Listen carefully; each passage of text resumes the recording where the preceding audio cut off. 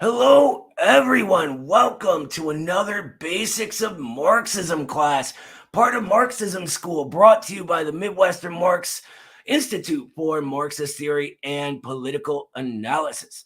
I'm Noah Krasivic, and tonight we are finishing up our work on my own theory, Re-proletarianization, which we feel is an essential part of understanding the class struggle of the modern United States and its entire history, really. Tonight's class, we're going to do a little differently. Full disclosure, for last week's class, I spent about 3 hours preparing a lecture for it, and I took bits and pieces of the pamphlet that we'll be publishing soon on the theory, and then I accidentally saved it under a different paper's name. So when I went to look for it, it was just gone. I had no idea I'd done that. So I apologize for that. And I ended up just, kind of reading bits and pieces. But tonight, I said, let's not even prepare. Let's go off the cuff. And so what we're going to do is go over the rest of the theory and how the middle class is dying, what reproletarianization is. And I am going to use some sections of the pamphlet, but a lot of it, we're going to go into a discussion. And I hope that's good with the class. I see some faces that may not be okay with that. But, it's okay. If you don't want to talk, you don't want to talk. It's fine. So I'm really excited to get to this, and we're going to do so right after this.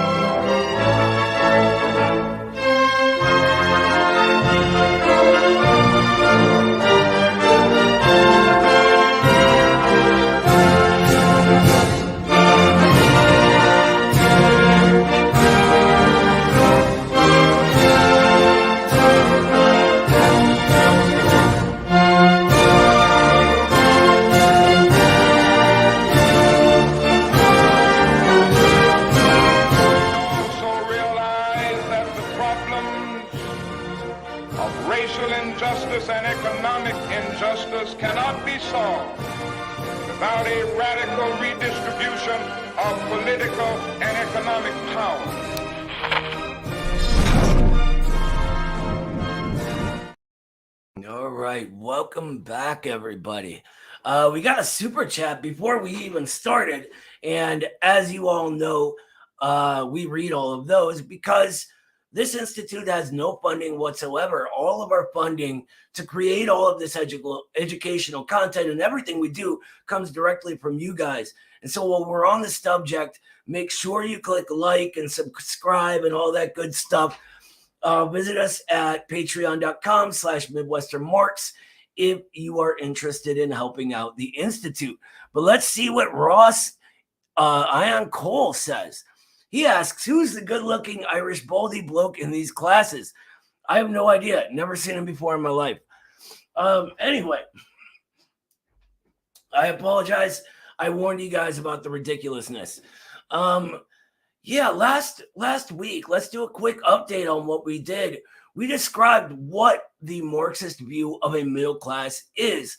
A lot of times we hear sort of misleading narratives on the left, such as, middle class isn't a Marxist term, when Marx and Engels use the term all the time. But in Marxism, it isn't the way we see it used in, modern bourgeois media, right? Who talk about the middle class as a sort of income bracket. Instead, for Marxism, a middle class is something that rests between the concrete and objective contradictions within society. So between the bourgeoisie and proletariat, in the Russian Revolution, there were the peasantry, right? In our era, we have the PMCs and the middle. This is why we say middle class is, right? We have the PMCs and the Re-proletariat sometimes.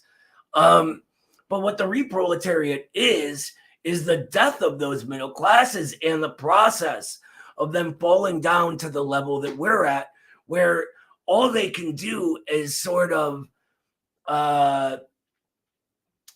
reproduce the social relations of society. They don't have access to the stability that makes someone middle class, that lifts them out of that, where they are forced to only sell their labor power in exchange for consuming things, right? The cost of living, buying food and your rent and all that kind of stuff. So last week we went over how the middle classes in the U.S. arose, the problem of the color line, and the divisions created that were largely combated in the Civil Rights Revolution. This week, we are going to talk about how that middle class is dying. And in order to understand that, there are two very important years that we need to focus on. The first is 1972. And the importance of 72 is the proliferation of computer technology, first of all. And secondly, this is the beginning of the downward slope, right? The beginning of every generation of American people being better off than the one beforehand. This leads us to the generation after this, which culminates in 2008. Really, the era we're going to focus on is the 2000s, because that's the era we're in, and when this process hits a new level of development.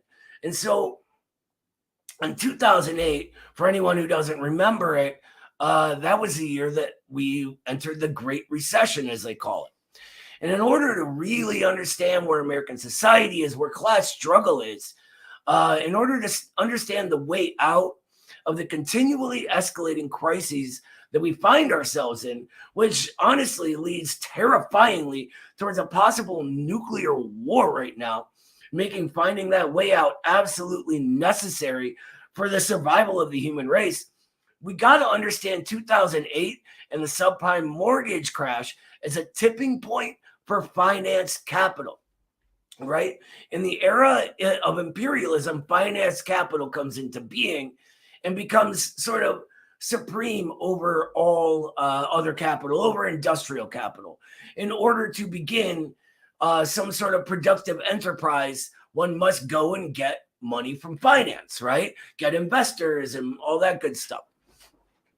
But in 2008, we see the sort of full consolidation of finance capital, because what happens is is speculation and finance in this year becomes the primary mode of capital accumulation for the ruling class, right? Commodity production is still generalized and happens, but at this point, capital accumulation within finance reaches such a point that speculation becomes primary. And that's really important to understand. The so-called jobless recovery after that has not been a recovery at all for us, but a rapidly escalating series of bubbles and crashes, a back and forth of the financial institutions creating policy to try to stabilize currency and finance, because it's impossible to stabilize both at once.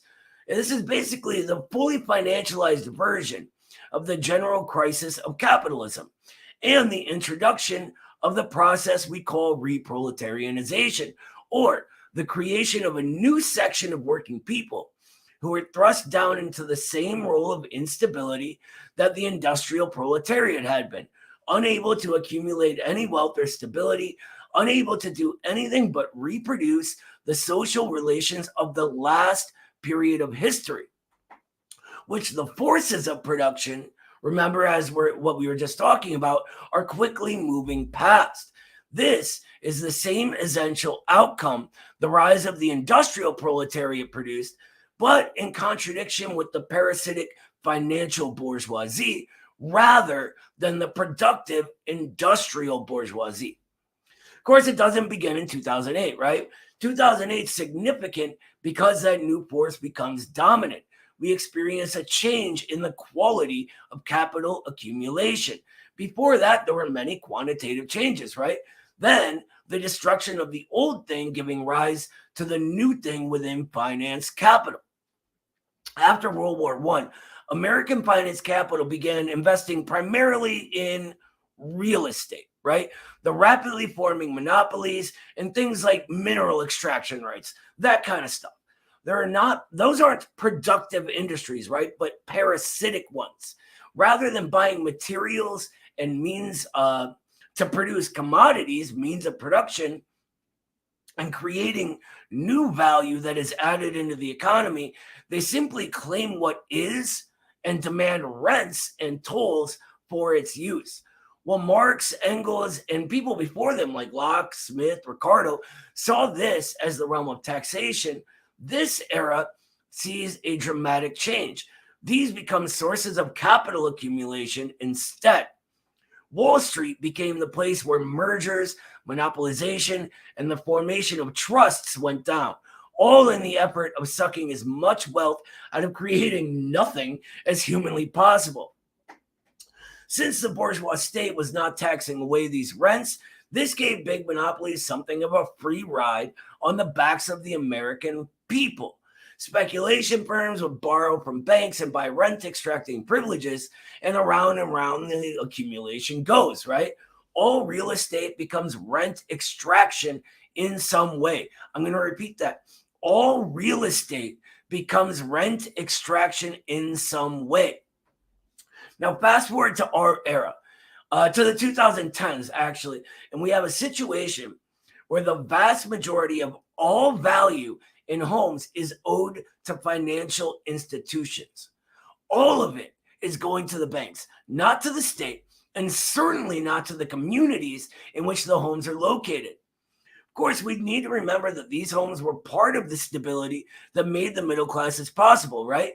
But these financial institutions, through their massive amount of capital and ability to build long-lasting and well-researched propaganda campaigns, have been able to convince people that they're a much-needed service, and it's actually the government or the working class that's the enemy, right? Rather than the unnecessary parasite that they are when viewed from this material standpoint. Basically, the result of all this is a constantly rising ocean of debt that the re-proletariat swims in daily. And this is without even going into student debt, rent payment just for your house if you don't own it, that kind of stuff, your car payment, etc. So basically, the successful propaganda campaign turns into the policy discussions of the bourgeoisie in a sort of vaudevillian sideshow, right? Pretending there's some argument over who bears the burden of taxes and bank credit. But the problem is that no matter what they say, their financial manipulations have concretely resulted in the immiseration of the people. They're a central contributing factor to re-proletarianization, and they're destabilizing the entire economy. The buck's got to stop somewhere, right? And that free lunch they had, as it turns out, is made by us, the working classes. But this ain't an economics lesson. We're not going to get into all the back and forth. What we're really interested in is the social relations, the creation of the re-proletariat, right? And going over that, what I'm going to sort of, in the paper, what I do is I quote Engels and Anti-Düring at length, but I'm not going to really go over all of that here. So we're going to sort of read a bit from him and compare it to what's happening in our era as he describes the rise of the industrial proletariat, because this is sort of the same process on a higher level of development in the imperialist stage of development, right? Let's see here. I'm scrolling through to the next part that I want to read to you, but does anyone have any questions about that section about the sort of rise of financial parasitism and how that relates to the re-proletariat?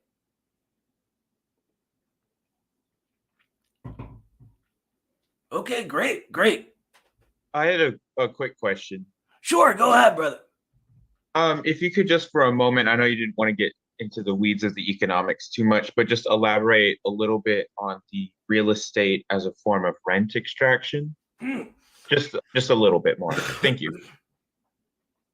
Yeah, so all real estate, most of it, as I just said, is owned by the big banks, right?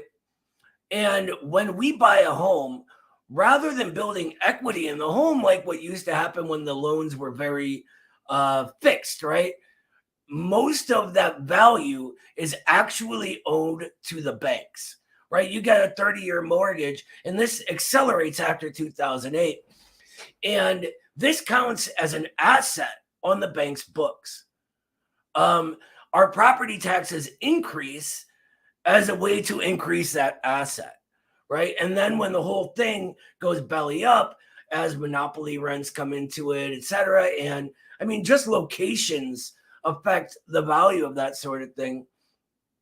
They extract from us again in order to prop that process back up and continue it going forward. 2008 was absolutely a case of fraud. Uh, but at the same time, that fraud was baked into the system, right? And if you look at the fall of Silicon Valley Bank recently, it's the exact same kind of crash, but with no fraud whatsoever. And one of the big issues of that is that the financial regulators work for those banks, right? We have what's called regulatory capture in the U.S. And when you have them restricting themselves, you're going to get even more parasitism and an acceleration of this process. And what happens is, in order for that process to continue going forward and its material interests to be fulfilled, the material interests of the re-proletariat are by necessity harmed. We're the ones paying more and more portions of our check towards rent or mortgage, and we're the ones getting taxed to prop them back up. Go ahead, Tiva. Hi. So the they started the bourgeoisie started their means of money, of capital, of accumulating capital started being speculation and real estate, and not having something that they produced. And because of that, all of the factories, most of the factories here were eliminated and turned into other things. And I saw this week that many of the factories here in New York, they were purpose. Oh, you're cutting out, sister. The last thing we heard was purposely. So they made it the factories places. They changed it to housing or other things on purpose. And I heard that sometimes they even made it impossible for another factory to be to go into that space. So they purposely made it impossible for you to create factories. And was that also on purpose so that the people wouldn't gather and wouldn't have strong unions? Or Yeah, that's a really good question. There's a lot that goes into the quantitative change that produces this, right? And deindustrialization is one of these. The rate of profit that industrial capital makes is always falling. Always the rate of profit falls as they accumulate more, right? That denominator is necessarily getting bigger in the equation. So in order for the rate of profit to continue going up, they need to be extracting more in some way. And at a certain point, speculation, even if it's wildly risky, is just more profitable. Now, when you add to this our class struggle, those unions, etc., us demanding more, it became more profitable for them to simply become financialized, right? For example, When you buy a car from GM, they are making more on the loan they give you for that car than the actual sale of the commodity, the car. Department stores are the same way. They make more financing the debts on the credit cards they offer than they do selling the clothing or whatever else is in the department stores. So this falling rate of profit leads to financialization, right? And where we're at is what we call the full consolidation of financialization during the monopoly stage of capitalism, right? So we only have a few giant financial institutions at the very top. And those are run by just sort of manipulating stock values and interest rates, keeping them very low. For example, with what's called LERP, low income. You don't need to know all that. But basically, it's a sort of back and forth of buying different properties, assets, securities, etc., and borrowing and investing, right? And they will sort of buy and sell depending on the rates. They'll buy treasury bonds when rates are at one point and then sell those when they're at another.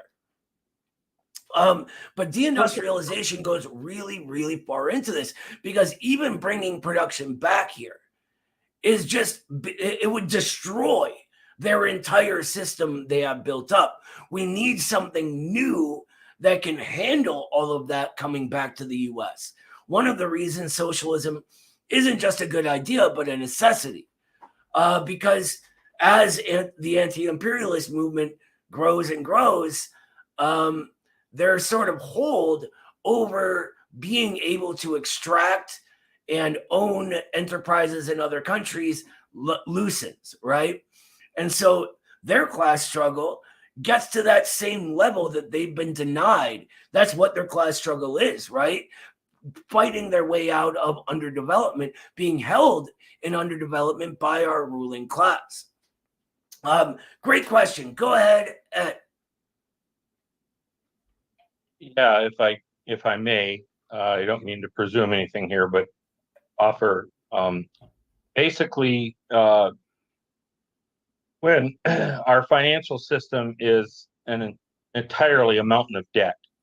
Our currency is created by the Federal Reserve, not by our Treasury Department, as would be necessitated by the Constitution. When the Federal Reserve creates the money, and just like if you go in to buy a car, you go in to buy a house, the money you're borrowing is not someone else's money. It is money you create with your signature. When you sign that line, it authorizes the bank to create that money. It's put in there from the Fed, and then you promise to pay back. Well, this is why every kid in America gets a credit card offers by the score the minute they turn 18. And so what happens is, if the only way to create money is through debt, that means there is always interest attached to that money being created. The money being created is principal, and we have to pay back the interest. And I say we, I mean us as individuals, companies, corporations, governments, whatnot. And there's only two ways to create that interest that you have to pay back. One way is to raise prices or lower wages. And in the sense of, like me, if I borrow money, I may not lower my wage, but because I borrowed money and I have to pay that extra interest, it is in a sense lowering my what do they call it, the disposable income. So that's why the financialization of our capitalism has been so deadly, because it's a house of cards. I mean, every day, my wife and I, we got just a few credit cards that we've accumulated over the years, and they are doubling our credit limit. Like, often they want us to borrow the money, and we just refuse to do it. I mean, we are paying it back. We have borrowed some, but anyway, my point is, the main reason these companies have shipped jobs overseas was so that they could lower wages. So, and if you'll notice, some of you aren't old enough. I'm not. That's not meant as a slam. I'm just saying, when we first started in the 70s, when I was a teenager, we started shipping jobs overseas, and it got big in the 80s, late 70s and the 80s. And man, all of a sudden, tennis shoes that my parents would buy for me for $20, all of a sudden, made in China, made in wherever, and you could get them for $5. And it was like, this is awesome. So of course, you didn't have to make as much money, and before we knew it, all those prices came up to $20. Well, But when what they, it did, it's padding the corporations so that they can pay their debts, the interest, and that is the true rent extraction. Even in the mortgage industry, Michael Hudson says 80% of all debt in the US are mortgages. And we have this fallacious idea that we have equity in our homes. It's bull pucky. It is a bank creation so they can say, oh, take out a home equity loan. So look at all this equity, look at all this wealth I'm building. But the problem is, my son bought a house in Arizona for $289,000. It's now worth $325,000 a mere year and a half later. Yeah, okay. So say he sells it for $325,000 to go buy another comparable house, $325,000, which means more debt. So it's a vicious cycle. My opinion, and I'm just going to say this and be done. My opinion, we need to go to debt-free currency created by our Treasury, Federal Reserve disbanded, get rid of it. And when we get rid of that level of interest payments, of course, if we buy a car or a house, we're going to pay interest. But if we get rid of fractional reserve, we'll be getting rid of that where we create the money. We'll actually be borrowing money that already exists. And sorry, no, that's long-winded. okay. Thank you very much for adding all that, Ed. It's basically a system to force us into debt, right? And as our wages, our real like buying power that we have go down, which means like what we take home and what it can actually buy. So adjust it for prices, right? It forces us to borrow, and that's the problem. When I get a wage, I'm also creating more wealth for the boss, but at the same time, it's my wage. I own that. But if I need to borrow, I then have to pay all of that back and pay the interest on that. And that comes from nowhere. That isn't new value being created into the economy. That's something that just needs paid back. And it's wildly unbalanced, which is why you get so many crashes. It's a whole thing. Anyone really, really interested in this, a very good friend of the Institute, Radhika Desai, has written a ton of stuff on this. She has a fantastic show with another economist, Michael Hudson, that I just brought up, called the Geopolitical Economy Hour. You guys can check that out on YouTube. It's absolutely fantastic. Anything I need to know about economic stuff, which informs a lot of the theory of re-proletarianization, as you can tell, comes from Radhika Desai. She is absolutely brilliant. Let me just say that. There are a few comments on the YouTube I want to get to just because they're so great. Let's see here. Eduardo Salgado Reyes says it's like the real business of McDonald's is not really the food, but rather the buying and investing over many years, the properties where they sell the food. Yep. And I want to say this. So sorry to hear that, Future Homestead. I'm glad we could help lift your spirits. But let's get right back into the theory of re-proletarianization.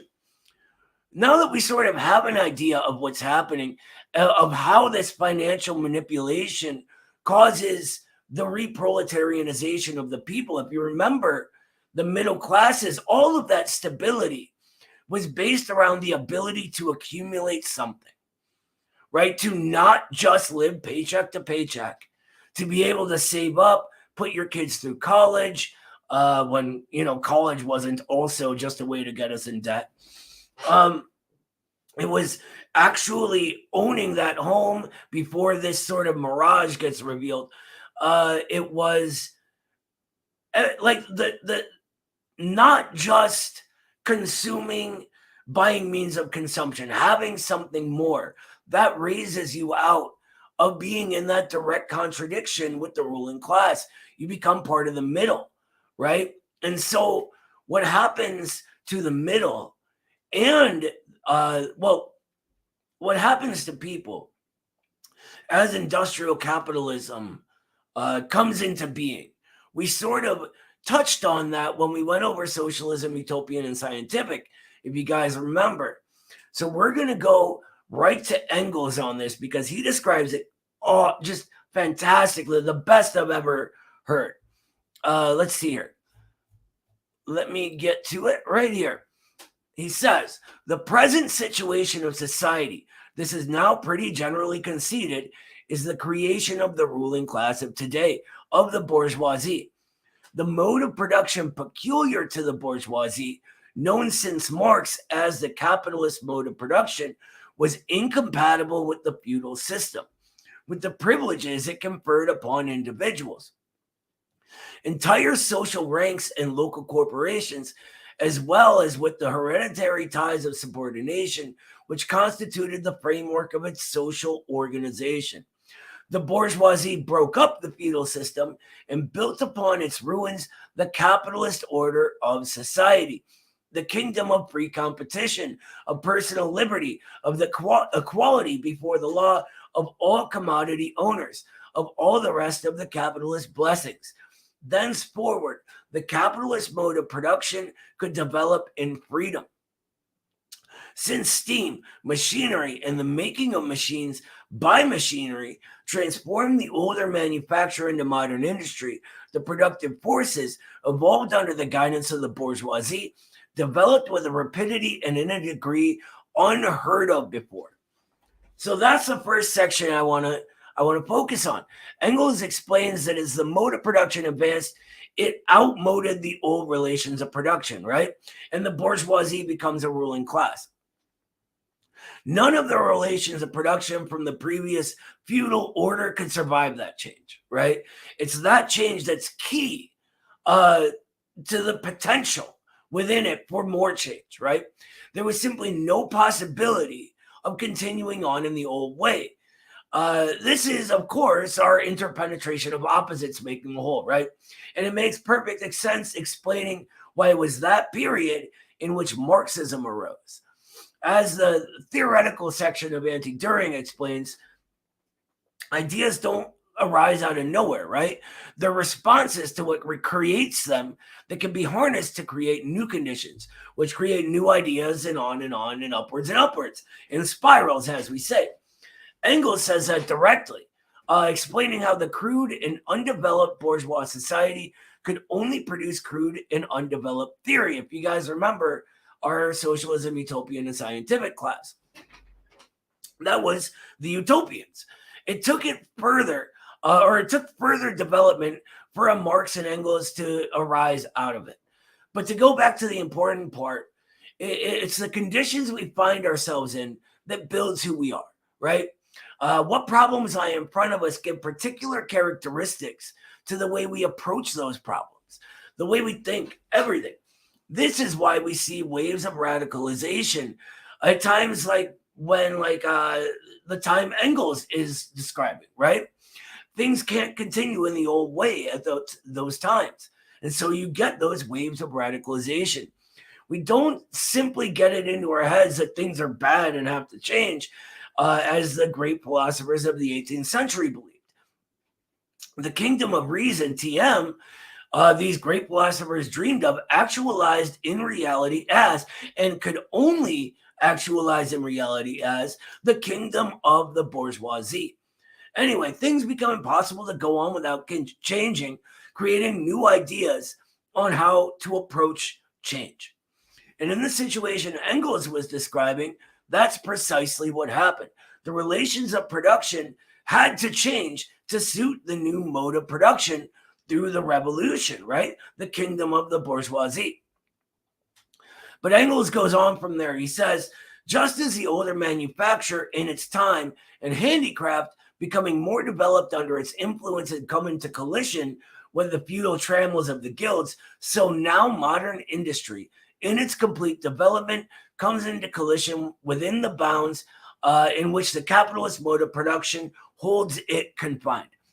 The new productive forces have already outgrown the capitalistic mode of using them.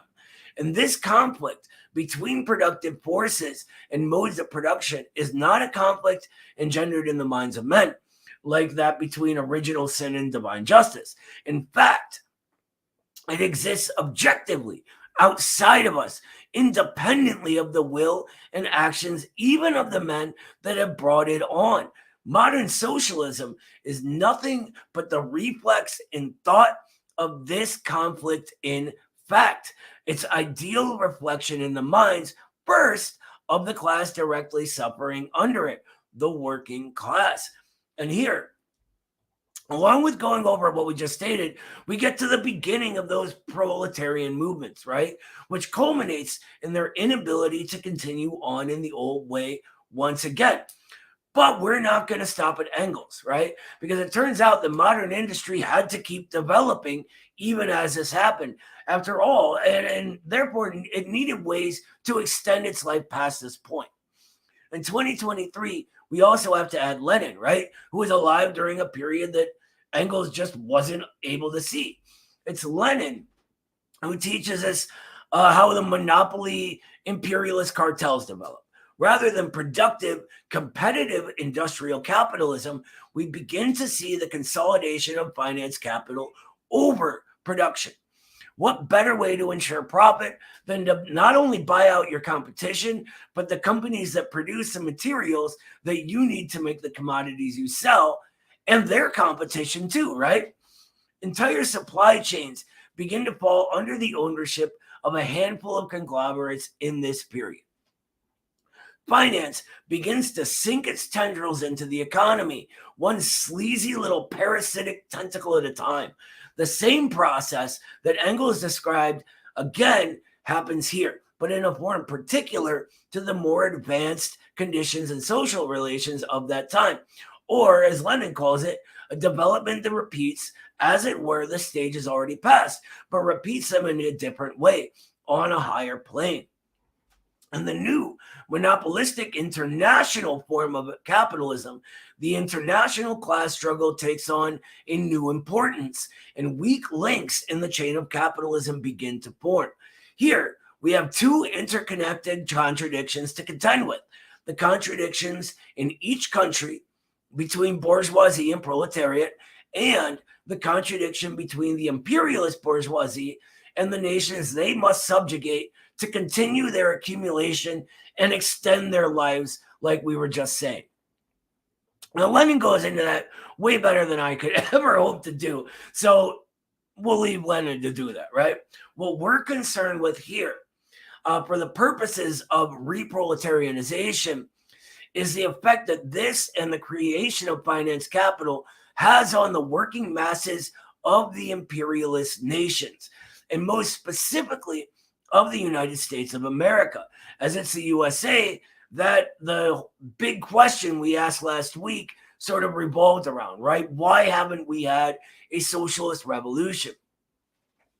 The centralization of capital necessary for finance capital to form and to establish itself at the top through lending to smaller enterprises and taking its cut in return without providing any new value to the equation. By the way, a full and complete parasite, the capitalist in its highest stage of development, that also represents a necessary capital to change some aspects of the class struggle.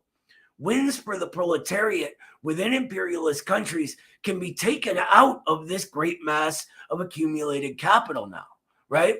A large factor in the creation of the middle classes is that capital was there. We still had to struggle for it, right? And they still fought back as we did. But that capital being there creates that basis for them to suffer those losses and continue on. It's the creation of the middle classes in the USA that removes the proletarian character from millions of working people, after all, right? Making this, the USA at the time, the strongest link in the international chain of capitalism, growing into the modern global capitalist system. I mean, the struggle between bourgeoisie and proletariat can only be won by the proletariat when that proletariat is able to win all of the working masses to its side, right? And if millions of those working masses are getting what they need from this massive centralized capital available to the bourgeoisie, they can forget very quickly that it was only class struggle that won it for them, especially over a period of decades. But if we pay attention to the process Engels described, he's describing the dying away of the old way, necessitating the creation of the new. He's not giving us sort of a, this happens all right away, right? He's describing the whole thing. In our situation, the situation of re-proletarianization, the forces of production which have already advanced into not only the imperialist phase, but the fully consolidated, globalized, highest stage of imperialism, have outmoded the relations of production that were created by productive industrial capitalism. We still have this basic employer-employee relationship, right? But as financial speculation becomes the primary mode of accumulation for the ruling class, and computer technology expands far past anything Marx or Engels ever could have dreamed of, with the internet and AI and everything else, all of that gets outmoded. The middle classes created in the early to mid 20th century begin re-proletarianizing in relation to this, with the contradiction between them and the financial cartels taking on a prominence it never had before. It is the machinations of finance capital that control that re-proletarianization, as its growth and consolidation has been very literally the quantitative deterioration of the conditions of the middle classes, residing within what we often call the imperial core, right? The USA. During the original proletarianization, peasants, small artisans, and the like, the stable middle, right, had the great factories of the bourgeoisie that they were forced into, though, right? In our era, in the USA, those factories are boarded up and closed down. Thibault was just telling us how they created gentrified housing to extract more monopoly real estate rents, right? That is rent seeking rather than productive capital accumulation.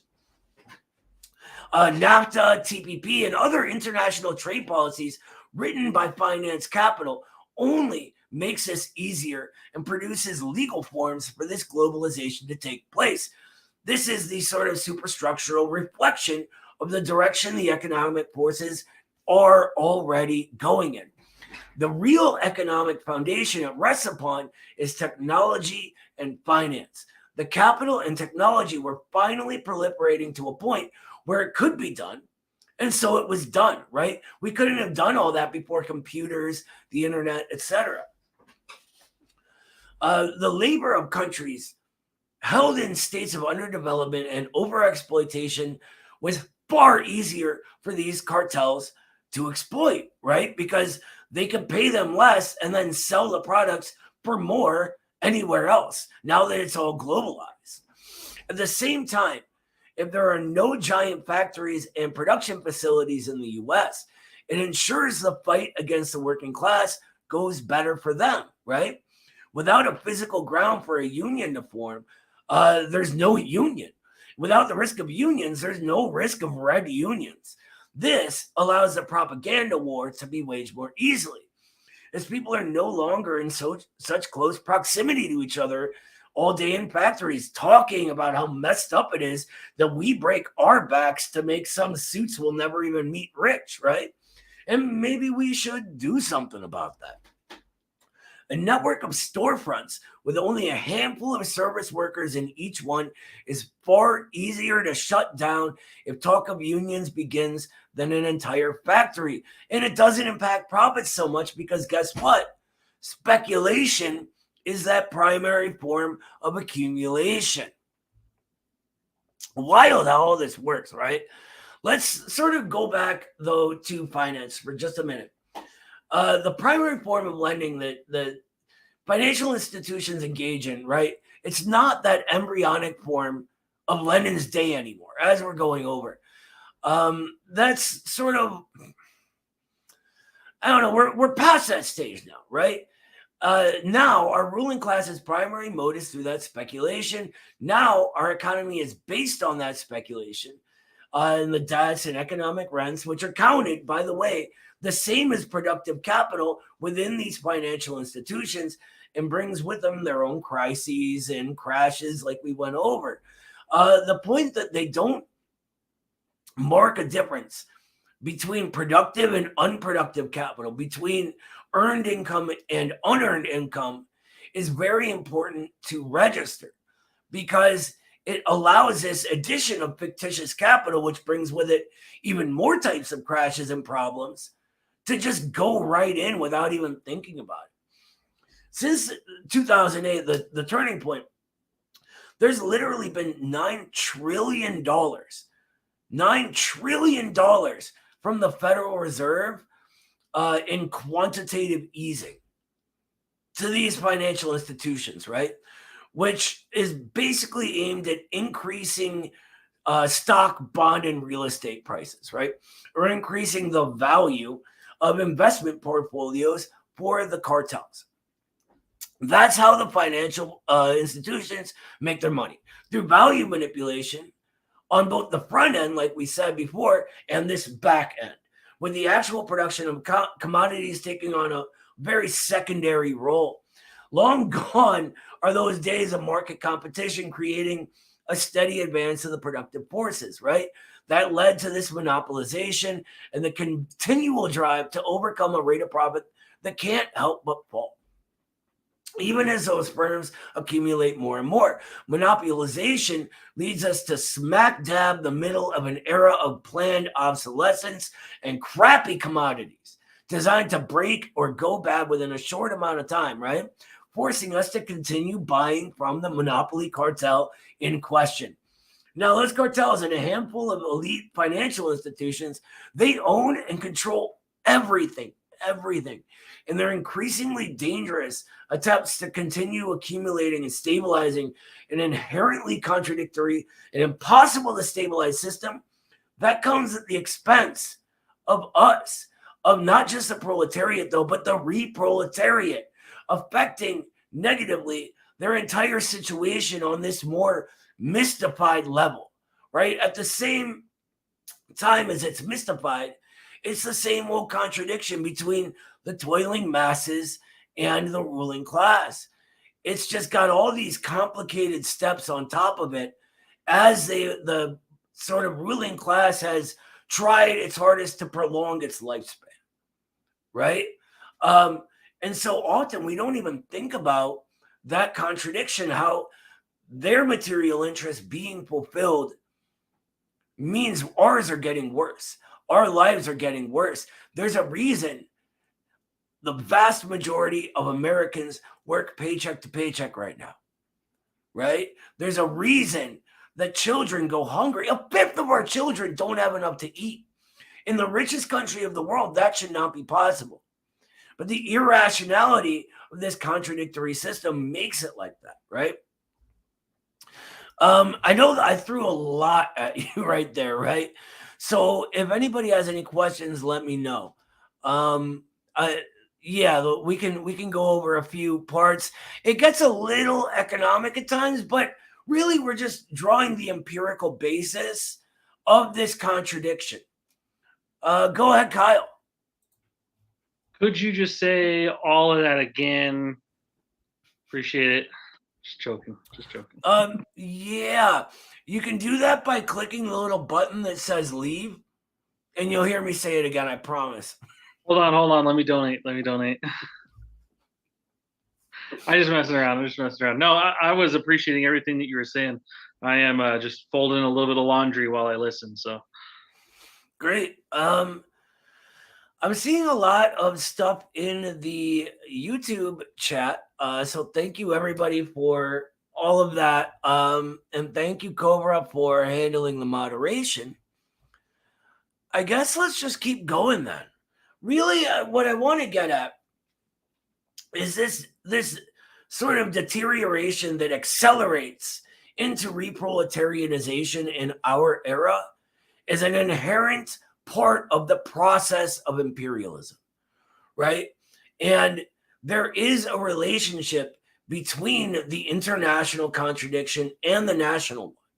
As they try to stabilize finance, the currency tends to destabilize because of what they have to do. And then vice versa, right? At the same time, though, we got that anti-imperialist bloc. Other countries aren't forced to work on the dollar any longer. And that leads to more problems. This is one of the reasons our material interests align with working class people all over the rest of the world, right? What's good for the proletarian state in China is good for us. As they get stronger and don't have to rely on that, it leaves more opportunity for us, for the acceleration of the development of our contradictions, right? And for us to build this revolutionary movement that is so important to build in our era. Let's see here. I'm looking for one other thing that Engels said, and I can't find it. Okay, let's go down a little bit. I apologize, guys. This is me flying by the seat of my pants, right? It just don't work out for me.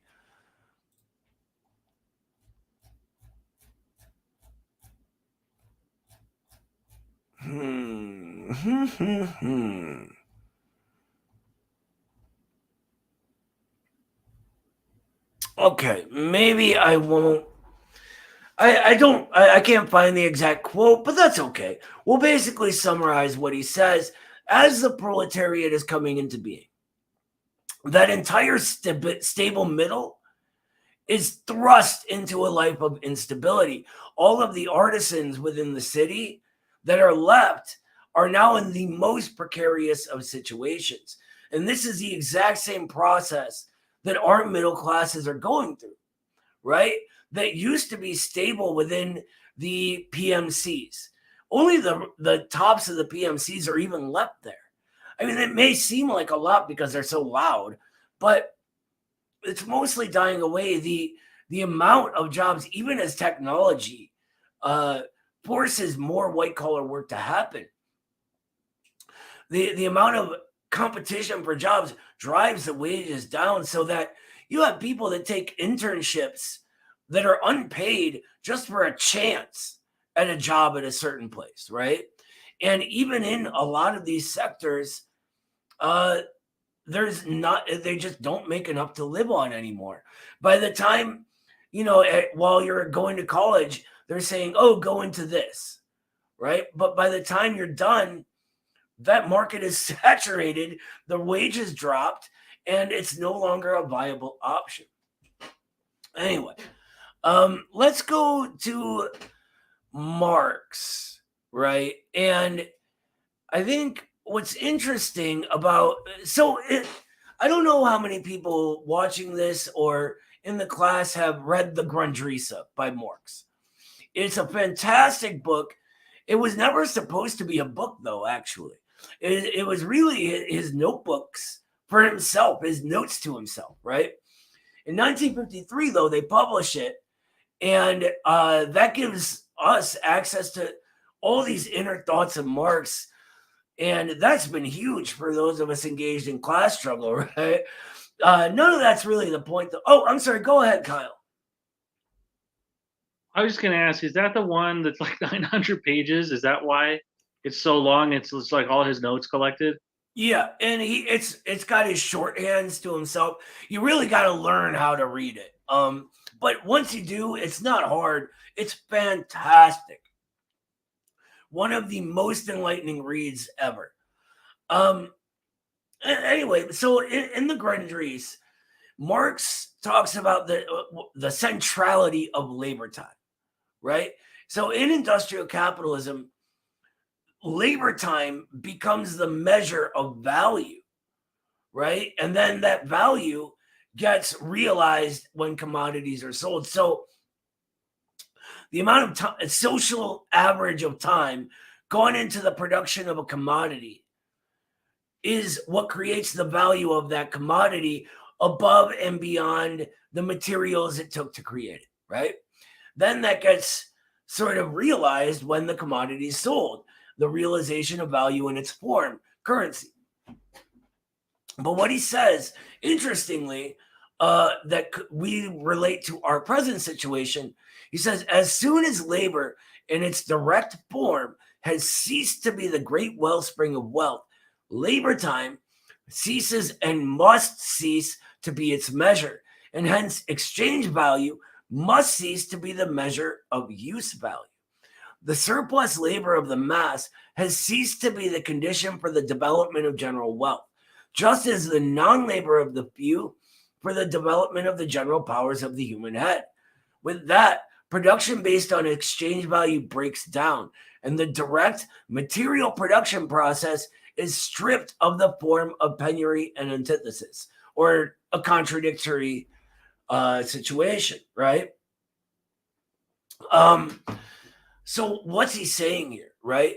That as things move out of the place where labor is the what he says, the great wellspring of wealth, everything gets thrown up into the air, right? This is how our modern economies are planned around financial institutions rather than through the actual value embodied within commodities. I mean, this right here is why the Great Recession is so important, right? Obviously, it doesn't negate labor as the great wellspring of wealth just yet, because we're still laboring on all these things. But it does begin the breakdown of production based on exchange value, right? And it begins production based on financial speculation in the modern world of software, internet, and AI. Speculation is primary, right? And the exchange value of commodities that are sold is manipulated by monopoly rents, the political machinations of finance, raising and lowering of interest rates, exchange rates manipulations, sanctions preventing the anarchy of production, from creating genuine competition, again, from countries that sort of aren't subject to the legislation of our cartels, right? But it happens in such a degree that the exchange value is barely recognizable according to the labor that went into them. It just needs to be more. That this follows a gigantic leap in technology that creates these things shouldn't surprise us at all, right? As that's the way all systemic changes happen in the past. This thrusts our new re-proletarianizing section of people directly into contradiction with the forces of financial manipulation, along with what remains of the industrial proletariat, obviously. In the realm of production itself, fully financialized imperialist capitalism is mostly a planned system, right? Secondary to speculation, excuse me. I'm trying to find a place. When it comes to selling commodities, right? All these changes in technology, monopolization, and the force of production have created for us a situation where they're planning their production. If anyone's ever heard of The People's Republic of Walmart, it's a book, an awesome book by the author's names are Phillips and Rosworski, I think. Yeah, Rosworski, if I'm pronouncing that right. Anyway, it describes this process within Walmart. But all these cartels are doing the same thing. And then the financialization part, right? The investment part, the boards of directors, the shareholders are all planning things based around speculation. Anyway, so this basically puts us into this weird planned system based on financial speculation, right? Rather than the old anarchy of production of industrial capitalism. Another key outcome, though, is that the millions of jobs within the service sector that could easily be automated, but haven't been, showing us just how much of a fetter the relations of production have been on the forces of production. And we haven't even gone into that, by the way, or planned obsolescence, really. The international question of sanctions and blockades, we're just sort of mentioning them because that's not really the point here. Those are all contributing factors, though. Anyway, these jobs are there to create consumers, right? And oftentimes to drive up stock prices and increase stock values, pointing once more at speculation. And the re-proletariat, because there's no factories left, really, we have no choice but to take these. There's only so many white-collar jobs, so many decently paying jobs. The vast majority of us, again, work paycheck to paycheck. There simply just aren't enough to go around that pay enough to live on. This is a mystified relation, right? But another example of that re-proletariat being in contradiction with finance capital, even when you're going into the service sector, the real contradiction there is with finance capital. Also, 2008 sees millions of Americans thrown out of their homes, right? Which then become larger assets in the rapidly expanding portfolios of financial institutions. This is a change from a home-owning middle class to a re-proletarianizing working class. At the same time, the inflation caused by the political machinations of finance capital raised the cost of living beyond the point where the accumulation of savings and equity is even possible. Even if the proletariat owns a home, right? We already talked about it. They're in debt to the banks, which are no longer stabilized by the government regulations that we forced into being through class struggle. But instead, they're manipulated by a corrupted system of financial institutions and their regulators working not in an antagonistic relationship that they still kind of try to maintain a facade of, but in a symbiotic one, right? In tandem. This is what we called regulatory capture before, or the parasites on top literally crafting their own regulations and limitations. And that's when people even own a home, right? The re-proletariat in general no longer has a home that they own that they can fall back on, as the changes of 2008 present us with a society where real estate is not for the purpose of owning homes, but instead primarily as investment assets. And when it is owner-occupied, mostly as capital accumulation based on the debts incurred in their purchase. Meanwhile, the rate of homeownership drops, and we fall back into the relation of landlord and renter more and more, which is something of a remnant of feudal relations. The land claim and toll use that we talked about earlier, right? The re-proletariat's mystified living situation isn't all either. It no longer has a paycheck that produces enough to save wealth, right? It's consumed in the necessary purchases to live and then forced into debt for everything else. The prices of all those rise in accordance with those political machinations of finance capital, rather than directly from the anarchy of production. The re-proletariat, like the proletariat, has zero or less than zero net worth. And it is wealth, net worth, that's important here. And so this great re-proletarianization happening is nothing other than working masses of people, regardless of their role in the production of surplus value, in contradiction with not industrial capital, but finance capital, which is the primary mode of capital accumulation.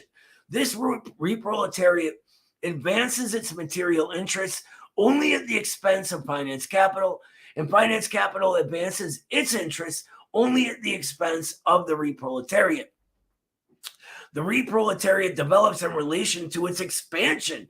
After all, this right here is the death of the American middle classes and the end of the period in which the ruling class has been able to finagle its way into extending the life of a system that was obsolete a long time ago. The only other important note here is that we're still within the realm of capitalism, right? Commodity production is still going on and couldn't do anything but go on. We're not witnessing the end of this commodity production, which still stands as the basis of everything, but instead the change in the primary mode of capital accumulation from one based on the direct production of those commodities to one based on the manipulation of value with multiple steps involved. And I just gave a few examples of them, really, in the outcomes of this massive change. But we're veering into more economic territory. Here, we focus on the social relations, the class outcomes, so that we can understand the changes in class relations. And if we think back to why Marx focused on the proletariat, we can understand the parallel, right? And see more clearly what's going on. In early capitalism, we saw the forces of production outmoding the relations of production, right? Many workers, few owners. This gave rise to all of the militancy of the early 20th century and the rise of the middle classes, right? But that rise of the middle classes pushes this contradiction to a place where it's less acute, right?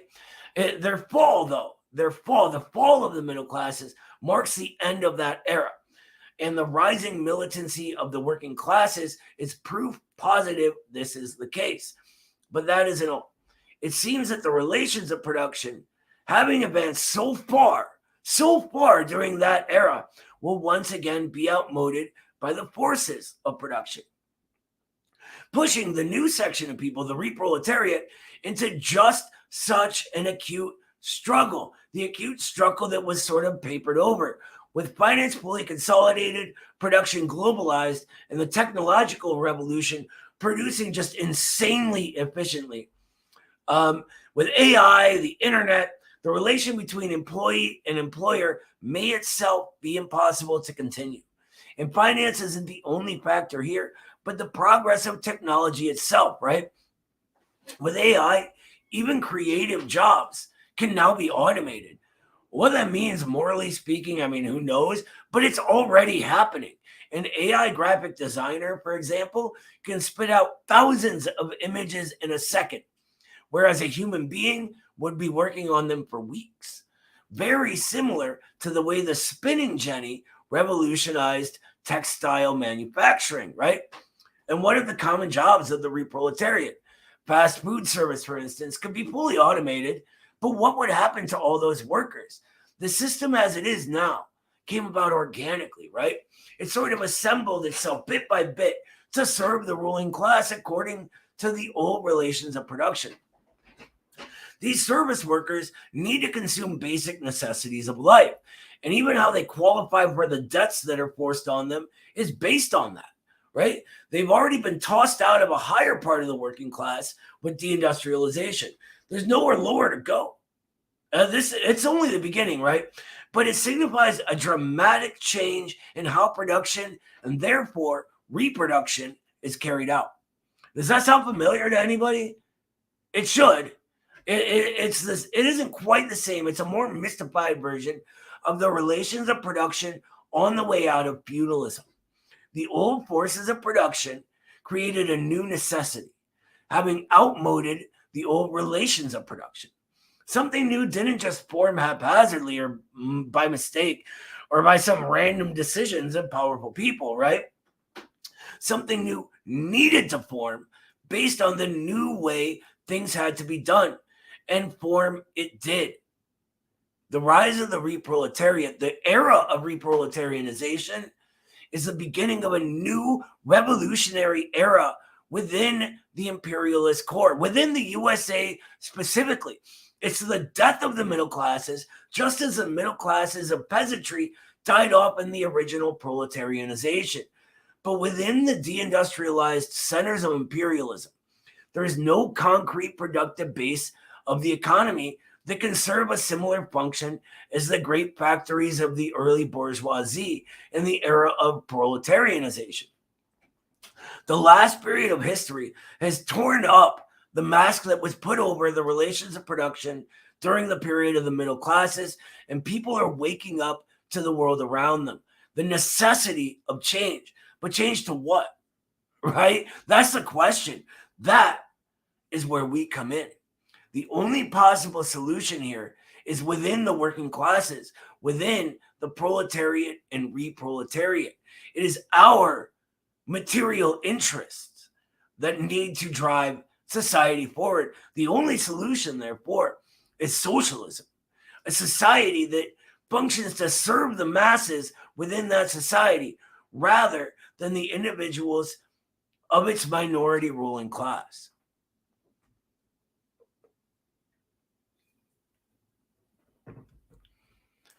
So that wraps up a basic overview of the theory. There's a lot of, details I would that would just bore you guys in the class, but you can read them later.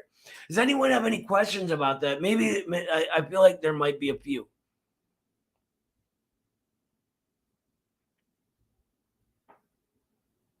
All right, go ahead, Jay.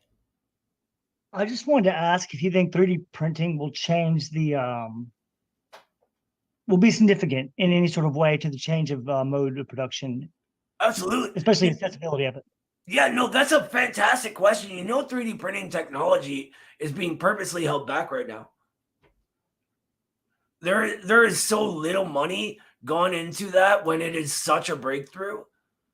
It's wild, and it's because there are big investments in the things that can do for way cheaper if the proper research goes into it, right? Very, very good question, brother. Go ahead, Kyle. My question is, and this might be not in the scope of the class, so feel free to tell me. But as we see these things develop, and as these situations become worse and worse, I guess it's a twofold question. Number one, what are things that we can do that will alleviate the immediate problems for people? So for example, like, I do design work. AI is something that could take away that job. And I'm not I don't do it full time, so I haven't noticed it too much, but that's a definitely real thing that's going to happen. And for a lot of people, for example, my ex-father-in-law, he does all the design for a casino where I live. And so for him, for his stuff, I mean, his bosses already tell him, well, tweak this and change that and fix this. And we just changed our mind and actually, use these colors. And he's already being put into a box that he went to school for 4 years, got a degree in graphic design. And then he's got some Yahoo that just has a lot of money tell him, hey, listen, this is the way it should be. When those people can just plug that into a computer in 2 minutes, they're going to axe him faster than anything else they've ever done. And so what are some of the things that people like that can do to help alleviate that? And then the second question that I have is should this be the time when socialists, communists start to put together and start to invest in new technologies like 3D printing? Whoever brought that up, I didn't see the name, I'm sorry. Like 3D printing, like some of these things that, okay, we can see the writing on the wall. We know where this is headed. So I would imagine this would be a good time for socialists and communists to stand up and be the owners, if you will, maybe in a collective, say, hey, listen, capital is screwing you over big time. Guess what? We own this company. Come do our graphic design. Come do this job. Come do this job for us. We'll pay you. And I think you get what I'm getting at. But anyway, those are my two questions. Yeah. So to your first one, that almost sounds like me asking Kyle him for different graphics that the Institute needs, and me going, hey, try this crazy thing, try that crazy thing, and him going, you're an idiot, Noah. We can't do that. No, it's way worse. You have no idea. No, I know what you're talking about. And this is the thing. The only answer is revolution. That's the only way society can keep moving forward. We passed a point where reforms can help us. We're at a point where without moving society to a point where the material interests being served are those of the working class, it can't keep going. Because what happens when all of those people, millions of people, lose their jobs? That's less money going into the economy. It'll be, a period of more debts. But then that debt has to be repaid at some time, right? It's impossible for Let me clarify. technology to really move forward in this old way. The relations of production are being outmoded by the advance of the forces of production. I wish there was something else, some easier road, but this is why organizing isn't, just something we do to make ourselves feel good. And I know, Kyle, you know this, but for anyone watching this, we organize because we have to, right? We fight because we have to. There's nothing else for us to do, because the ruling class will keep this going while society crumbles around them. Every ruling class that's ever been overthrown in all of history has tried to do the same thing. And so we need to fight, and we need to do it in a very intelligent way by maybe making investments like Kyle's second question hit on. That's a sort of tactical consideration that we need to be organized first to consider. We need to all be, in the Communist Party, or in a community organization with attachment to others, a giant network of us that's all affiliated with each other.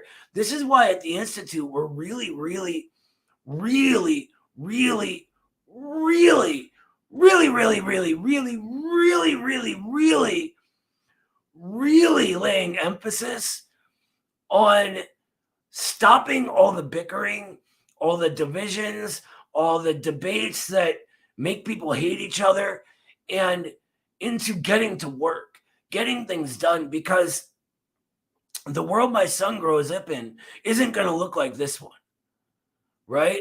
It's just not. And we need to make it a better world, because I think a lot of the time people think of revolution as this far off thing in the future, but it's here.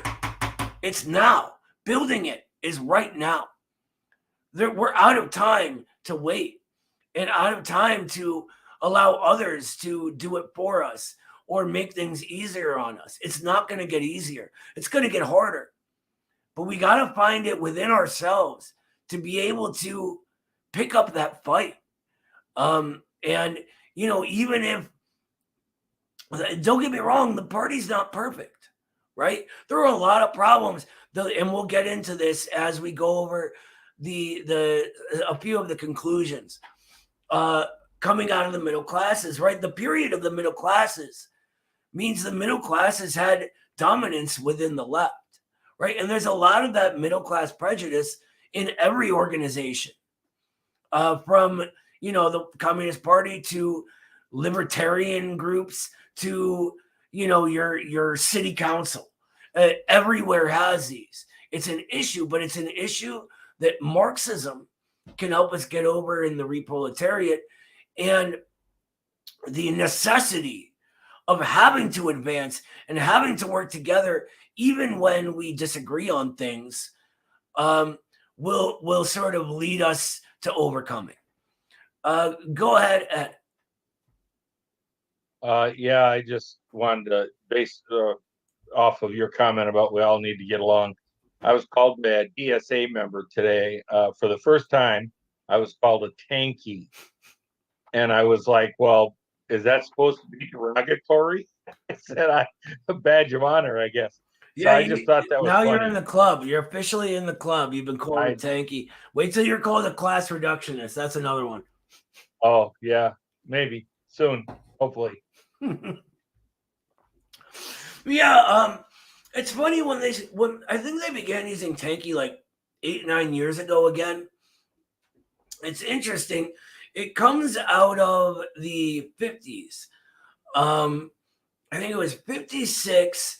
There was a color revolution in oh God, I'm blanking. Was it Hungary? I want to say Hungary. Maybe I'm wrong. Oh God, It was why can I Hungary. not remember? It was Hungary. Thank you, Sam. And it was sort of an alliance, like all of them, of fascists and social democrats, right? Funded by the West, like every other one, etc. And the best solution that the Soviets could think of was to put it down, right? It was really, really a huge problem, and Khrushchev sent in the tanks, right? And so the British party splits over this. And the people that were leaning towards Eurocommunism began calling everyone who sided with the Soviets, maintained the leadership, etc., tankies because of this.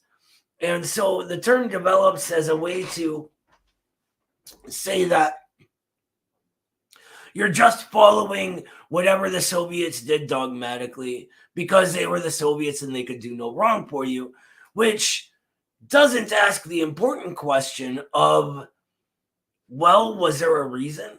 Is there a reason you're saying they did the right thing? And it's sort of the way they throw tanky around these days. But I mean, over the last few years, we've kind of taken it on and we call ourselves tankies. That's a cool nickname, just objectively. Have you ever seen the movie Tank Girl?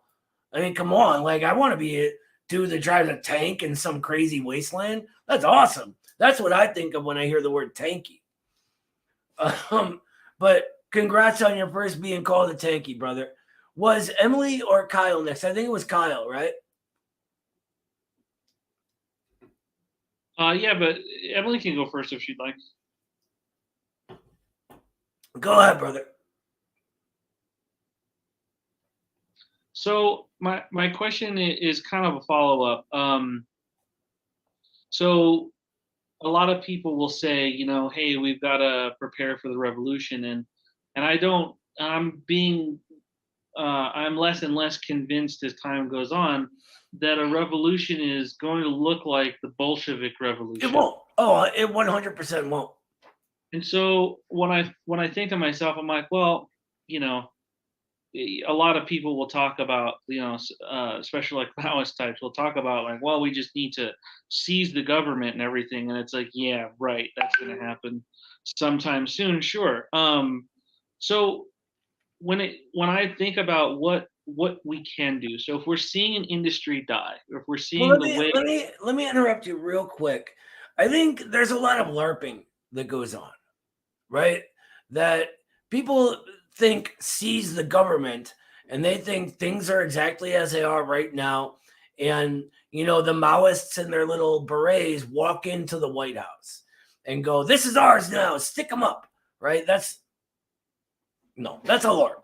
That's not going to happen. But what happens, the objective laws of social revolution, these contradictions, as we see them accelerating, must come to a head. And the form that takes is historically determined, right? But we have a subjective part to play in it.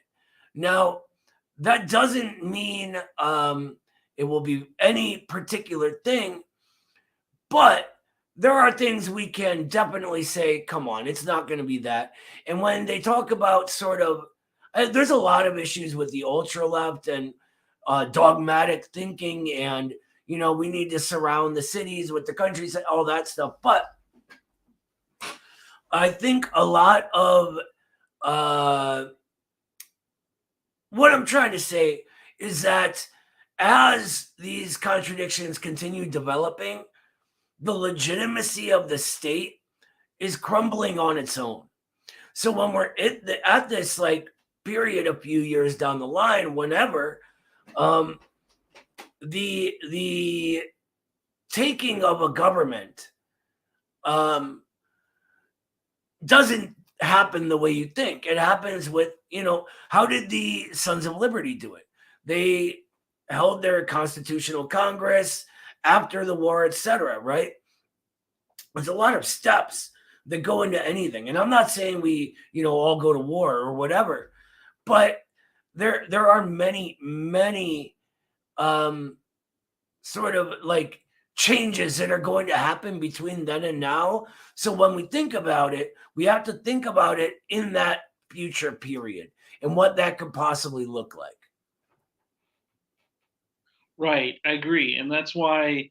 So what I'm curious about is for example, if we're seeing the changes in production and the relations of production, if we're seeing that change, like we did from feudalism to capitalism, it would behoove the communists, I would imagine, to go ahead and try to find out what this will look like. Because we can say, yes, socialism is the answer, but the relations of production might be socialist in one way, right? But like, for example, if we saw in the U.S., we saw a massive drop in factory work, right? You know, all our parents, you know, or grandparents grew up and like they'd go graduate high school and they'd go work in the factory, and that was their living, and that was really solid for them until all those jobs were shipped overseas, right? And so now it's white collar work. Well, if white collar work will go away because it can all be automated, if service work will all go away because that can all be automated, right? Once that change happens,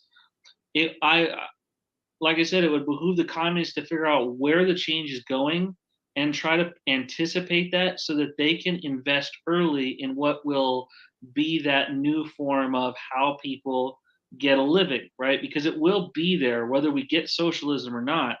And if we can do that, is that not part of the revolution to where we can say, hey, listen, things have changed, but we're in control, the people are in control, to where we offer an actual real life alternative to everybody else getting screwed over by their capitalist boss. Obviously, this is a bit ideal in the fact that I'm trying to anticipate the future, but is that something that we can do and we can try to prepare for? Also, because people are going to die, right? And it makes sense to me to say, okay, we see these changes coming.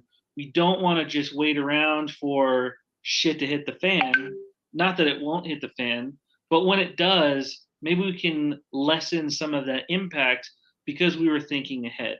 And so, again, not that that won't be socialism, but I'm kind of wondering maybe that is part of what the socialist revolution might look like in the United States. Does that make sense? Well, okay, so there's really, when we get to a period of acute crisis where there's no legitimacy left, and the working class is therefore gaining in militancy, there's really only two directions we can go. There's either socialism and revolution, or fascism and the violent pushback of the working class forces, right? Which will involve a sort of, and who knows, right? I can't tell the future, but of course we should think of different possibilities. I just think it's really hard to plan that out. I don't think there is a continuing on like normal, though. Like, I don't think that that's a possibility. I think we either organize and go into revolution, or we're going to have the violent dictatorship of capital, because there's not going to be another way to do it. But regarding sort of investing smart, of course, always, and just even to have capital to fund things, right? I mean, that's the real world we live in. Whoever was next, go ahead. Thank you for that question, Kyle. It's very thoughtful.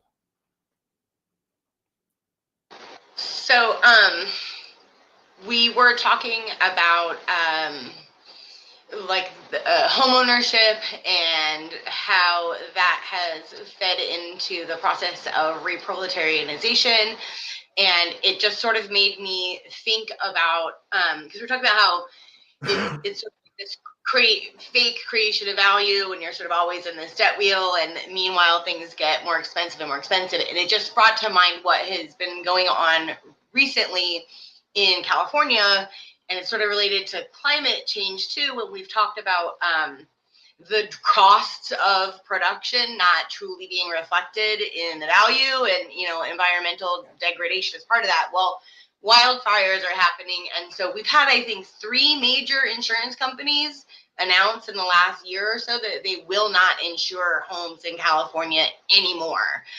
Existing policy holders have their policies, but they are trying to. I know like friends who they're getting weird renewal letters and things. I think they're trying to drop as many people as they can. And so if you still have insurance, it's going to go up. Everybody, and you have to have homeowners insurance in order to have a mortgage on a home. And most people are buying with a mortgage. It's just an additional pressure that came to mind when we were talking about that. And the other thing I wanted to say, this is something I saw recently, and we were talking about tech and kind of new models or, how we can be thinking about doing things differently. I listened to this podcast called Tech Won't Save Us, and they had a recent episode. They were talking to this person from New Zealand, and they are working on this project that does indigenous language preservation of the Maori language. And they've created their own AI language learning model, and they purposely have created this. It's like a language learning product, but it's also this kind of tech revolution in the sense that they've done it completely outside of corporate tech. So they built their own platform. They don't put their content on any commercial platform like YouTube or whatever, because they don't want their data. They are maintaining control over their own intellectual property in a very deliberate way that I think other people could kind of learn from, and it's allowing them to maintain control over their own knowledge and information about their own language. And the episode got a lot into the economics of all of that and how poorly language models really do. There's a lot of AI in language learning, so that Google or whatever can tell you that they have all these languages available in their suite, available to their customers. But these guys were saying that their accuracy rate is like 50%. So like, what really good is language AI if it's that inaccurate? And so there's that side of it. The quality is better, but really, I was really impressed and like sort of struck with this concept of how to create a product like that and maintain your own control over your IP, your intellectual property rights within this like capitalist system. It was fascinating. Yeah, that sounds really cool. It makes me think of social media, right? How do people get their news? They go on social media and click links off of there, right? And even what we're the apps we're using now, with YouTube and Twitch and all of these are owned wholesale by these giant corporations. There's a reason, as Midwestern Marx got hugely popular with videos having millions and millions of people watching them, that blew up when TikTok was owned by and under control of the Chinese, right? Or companies in China. And then the minute it is forced to be sold to this corporation called Oracle, they alter that. They censor everyone of an opposing viewpoint and fix the algorithms so that people see what they want them to see. Everything on these things is gamed. We have to always, we know what Edward Snowden revealed, right? We know what Julian Assange has told us. And these types of things get pushed down in those algorithms, and what they want us to see gets thrown in our faces left and right. And so in order for us to actually fight that, there needs to be some sort of ownership of dual power in this sense, right? And that takes a lot in our era. And it takes a lot of outside the box thinking. And I like the outside the box thinking that this project has. That's really, really cool. I think were you next, Saw, or? Tia was next. Okay, go ahead, Tia. Hi. Okay, so you were earlier talking about the communists or radical lefts need to start. Oh, you're cutting out, sister. Give it 2 seconds and start again. Is it better now? Can you hear me? Kind of. Try again.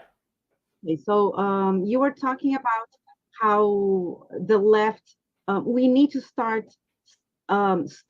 fighting and complaining and fighting between each other.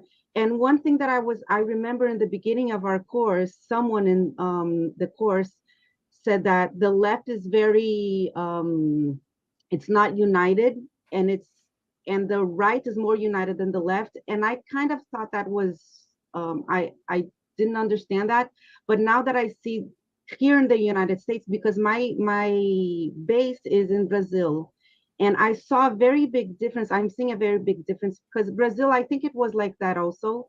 But now, since Bolsonaro had come into power, the left really came together. And this is what I don't see much in the United States. And I think we could learn a bit from the left, more radical left in Brazil. And what they do a lot, and that is a very good technique, is, and I know you guys also sometimes mention another YouTuber, even if you're not in the same mind ideology or anything, but in Brazil everyone mentions Oh, you cut out, but I know what you're saying. That's absolutely right. That's a problem. And one of the worst, and if you look into the history of how this happens, our ruling class has spent a lot of time, money, and effort in exacerbating this problem, in putting infiltrators in creating infrastructure that incentivizes that division, in pushing distortions of Marxism so that we get to a point where people are arguing just over what words mean, right? It's really wacko. Yeah, but one thing that was very simple is just mentioning all the time, even people like people that weren't communists, that are not communists, they're just a little more radical left, are mentioning all of the communists. All of the communists are mentioning them also, people that are not communists. So everyone is merging. So you go to Brazil now, even the people that aren't political, they know some names, they know some, it's grown so much. And I the United States left could learn a little with that and start meeting each other and start, even if they're not even communists, but if they're a little more radical left, or because from one you go to the other and you go to the other, and it's the funnel, right? So well, yeah. It seems to me that it's because they have the interests of the working heart or working class at heart, right? Rather than their own sort of individualist, ideas. And as communists here, I think that's one of the things we always, always, always need to remember, that it's not us that matter. It's the motion of the working class, the interests of the working classes, of the proletariat and re-proletariat.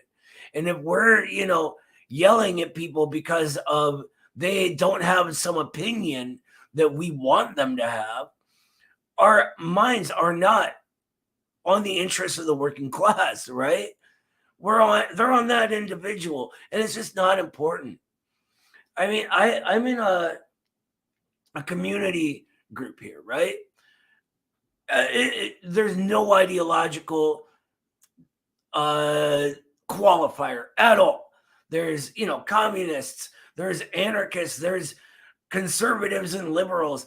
It's all of us that want what's best for our neighborhood. And so we come together, and you know what that is?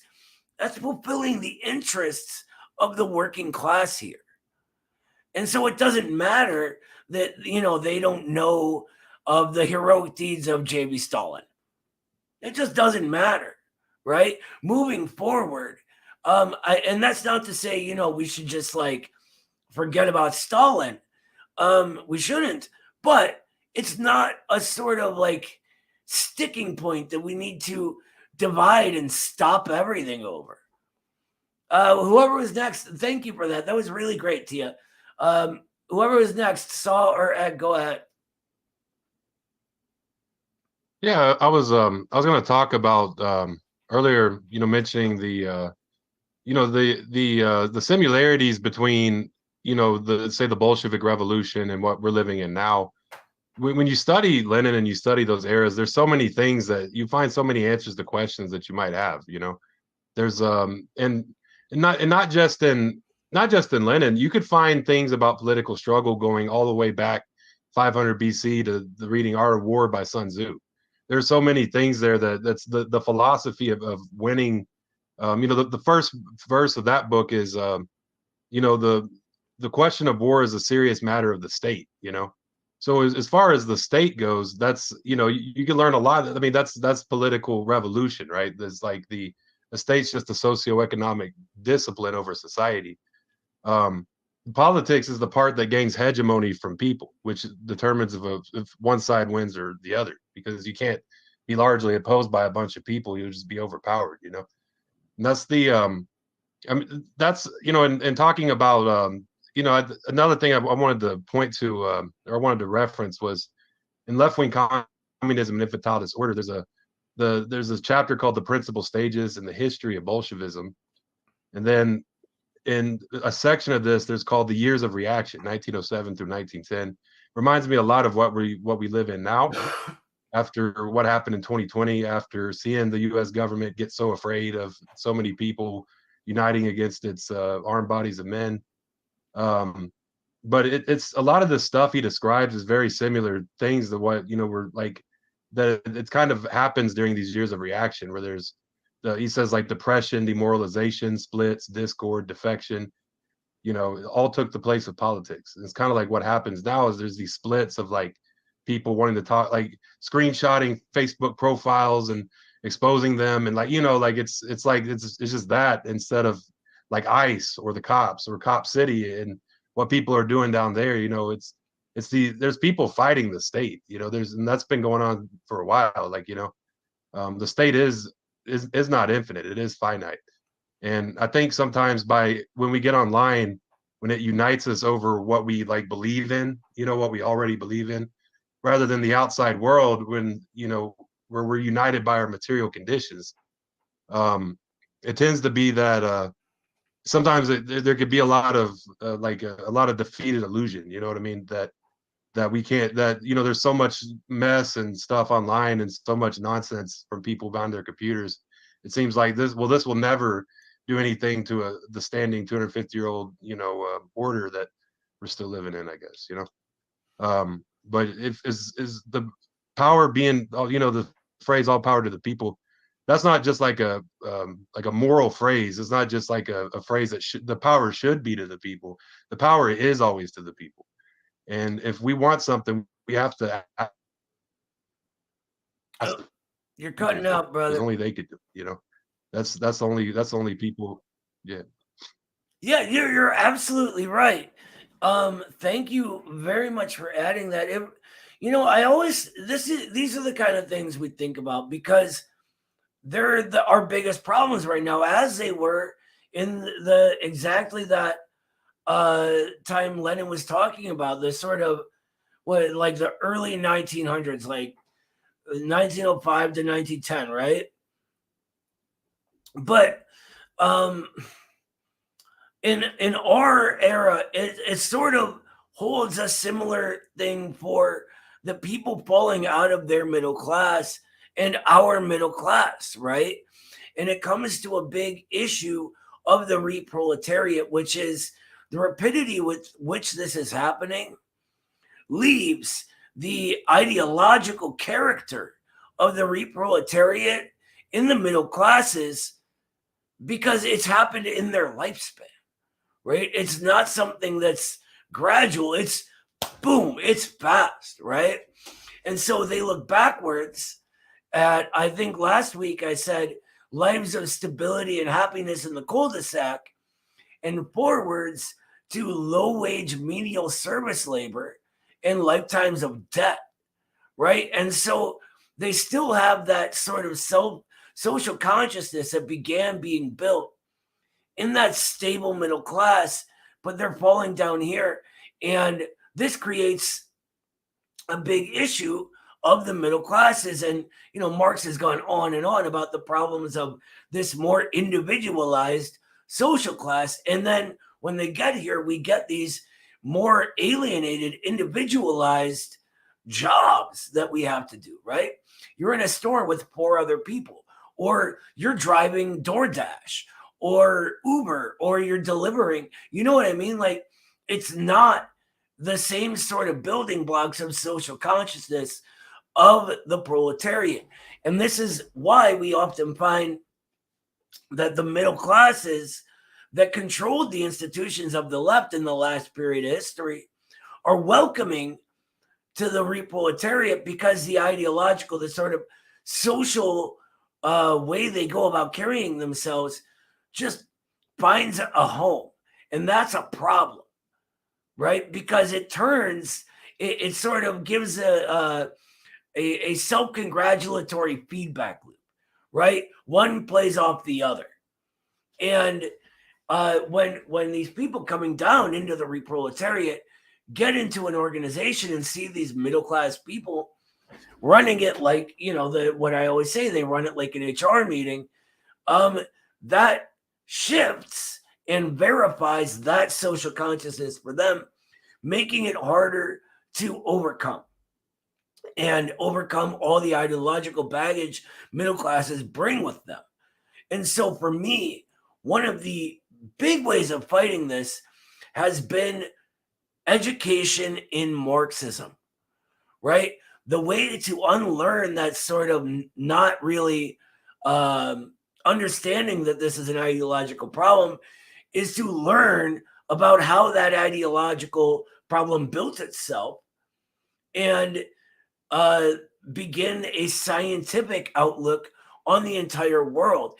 And what's great about the re-proletariat at the same time is it's more educated than all of the working classes of the past, right? We don't have to begin teaching people to read like the Bolsheviks did. People read this on their own. And more, as we can popularize Marxism, as we can do things like what y'all are doing right here in this class, and bring that to other people, that can help overcome all those limitations, right? There's always positives and negatives. And really, it's just in the effort of creating this movement of multiple stratums of society where there seems to be such a cultural and social issue, right? The proletariat and re-proletariat can butt heads, just like the middle classes butt heads with us. But that sort of thing, Marxism, keeping that at the top and as something we all have to learn and have to use to guide us, if we can be disciplined enough to do that, can guide it, can sort of point the way forward for us, right?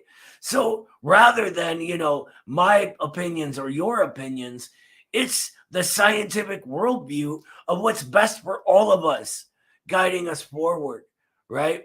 Go ahead, Ed. I know you've had your hand up for a while. Yeah, sorry about that. I just took myself off video because my dog is whining to get out, but I didn't want to. Anyway, first, Tia was talking about, the left coming together in Brazil. And I think I used this example a few weeks ago about what happened in France.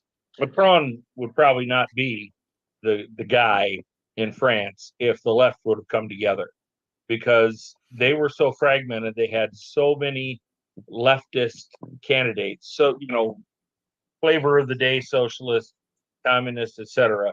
And they split the vote, and they ended up between Macron and Le Pen.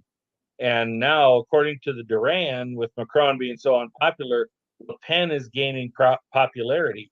And I'm like, oh my God, there we go. Because the left would not organize together. Now the fascist is gaining popularity. How in the hell does that happen? Well, look at our country, Trump. I mean, but here's what I want to really say before Tia shared that about the left in Brazil. The bourgeois state, that's what we're under. Kyle was talking about we got to take over the government.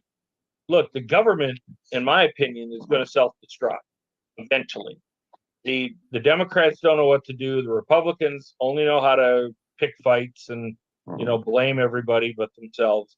And when they're going to get in power and they're going to screw everything up, just like the Democrats do, and it's going to be probably a good number of years that we're going to have some pretty crappy times of the bourgeois state showing itself as screwed up.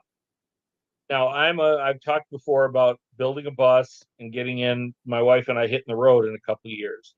I have a communist friend of mine that I just met. She's become a new friend. She's in Flint, Michigan, a couple hours from me. She said, "Oh, I like that idea." And what I told her was, because she was talking about all these people who are being forced out of their homes and living on the streets, living in RVs, living in tents, living in their vans and cars. And I said, my vision is kind of Ho Chi Minh is becoming kind of my hero of that idea that I want to go wherever I am. And I want to teach when I'm sitting around a campfire with all these other nomads who are living in RVs. I chose to be there because I'm not broke. I mean, I don't mean that as a negative. I mean, I want to say to them, we're all in the same boat, and you're in the boat because of finance capitalism, because of capitalism, and this is what we need. And so I've got the revolutionary thing started there. And I say that to say, again, back to what I've heard a lot of anarchist leftists say, that we need to grow our movements where we are. That idea of you have your mutual aid organizations and your labor unions and all that. And that is building the revolution, preparing for when the bourgeois state collapses. And then we're already going to have the movement in place to step up and take over. Yeah. We don't have to pull a Trump and storm the Capitol and all go to jail for it, And anyway, I'm gonna be. No, thank you very much. That was really, really good. And I think all of that, everything that can bring us together is good, right? Everything that can get us organized is good. Old forms, new forms, inside the box, outside the box, in RVs, in unions, in new types of worker alliances, right? You can't have a union of contractors like DoorDashers, but it's very possible to organize DoorDash drivers, right? Just got to get together and do it. Find a way. There are ways. We have the internet now. This is one of the most powerful tools ever created. For me, I think we underuse it. That's just me. I mean, look at, Marxism school itself. I don't know of any other institutes that do this sort of thing. Why not? Right? We got a comment on the YouTube that I want to get to, though, because it's very good.